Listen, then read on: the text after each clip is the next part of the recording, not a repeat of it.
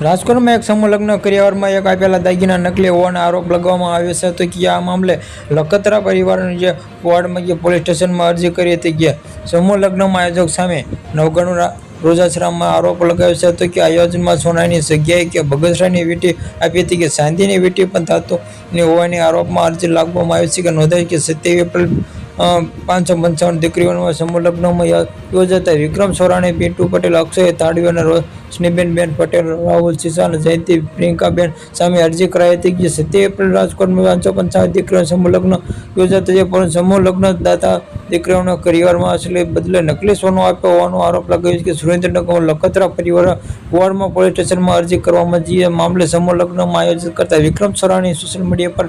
એક વિડીયો મૂક્યો કે અપીલ કરી હતી કે દીકરી દાતા તરફથી કરિયાણા આપવામાં આવે છે અથવા જે કોઈ પણ નકલી કરિયાણા આવ્યો હતો તે પત્રથી માફી માંગી છે કે બીજી વખત આવું ન થાય તે માટે લિમિટેડ દીકરીઓને સમૂહ લગ્ન કરાવ્યું છે. વિક્રમ સોરાણી સ્પષ્ટતા કરી રહી કે દાતાઓ પોતાના હાથે આપીએ છે, જેમને વસ્તુઓ અપાય છે તેમાંથી આપી નથી. કુલ 6 વસ્તુ દાતા તરફથી મળી હતી, જેમાંથી કોઈ ભૂલ નથી. જેમાંથી દાતા થઈને જો તમે કોઈ નકલી છે કે જે આવી છે જેમાંથી કરવામાં આવેલી જેમાંથી આ પડતા કામગીરી